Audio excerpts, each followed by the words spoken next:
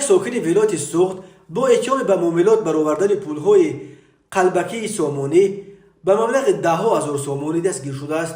وزارت کارهای داخلی تاجیکستان گفت بازداشت او از جانب کارمندان شعبه مبارزه با قاچاق مواد مخدر ریاست وزارت کارهای داخلی ولایت سوخت بر اساس مراجعت دو جبردیده علیشیر نورمتزاده ساکن نوع سپتامین و میرزا خواجه حاجیف ساکن نوع جبو رسولوف میسر گردید. اکبر شریفی سخنگوی ریاست وزارت کارهای داخلی ولایت سوخت گفت که شهروند محمد قلوف دلاور سال تولدش 1992 ساکن شهر استرفشن با یکی از جبردیده ها هنگام فروختن ماشینش و به دومی هنگام فروختن گاو با پولهای قلبکی حساب و کتاب کرده است. اکبر شریفی گفت محمد قلوف پولهای قلبکی ارزششان 50 سامانی را به معاملات برآورده از جمله در عوض 74,000 سامانی از علیشیر نورمتزاده ماشین تمغه کیا اپتیما را خریداری کرده با او تنها 400 سامانی پول ماشین را با پول حقیقی و 73,600 سامانی باقی مانده را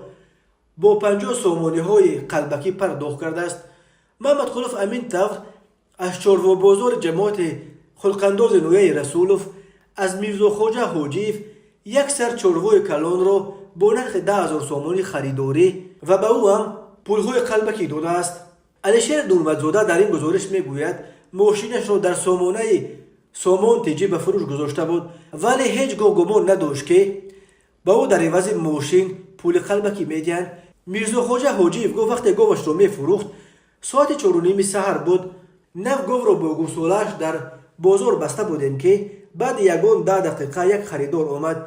در چشمش عینک و در سر کلاه داشت. من 12,000 گفتم وی 9,000 گفت.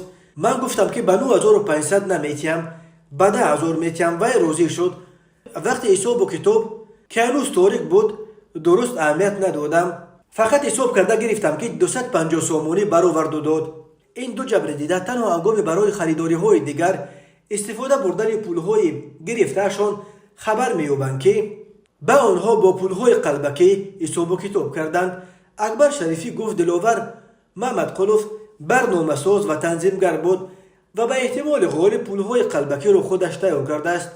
83,600 سامانی که او به معاملات برآورده بود از روی رنگ، حجم و صورت و دیگر نشان دهنده ها به پولهای حقیقی خیلی مانند بودند.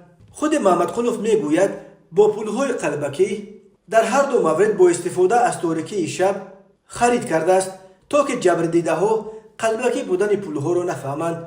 اکبر شریفی گفت در تجربه ملیسا سوخت این نخستین مورد کوشش به معاملات برآوردن پولهای قلبکی سامانی است که پیشگیری شد. به دلاور محمد قلوف بر اساس قسم دوم ماده 281 کودکس جنایتی تاجیکستان برای تیار کردن و به معاملات برآوردن پولهای قلبکی همچون جزا از 8 تا 12 سال زندان تهدید میکند.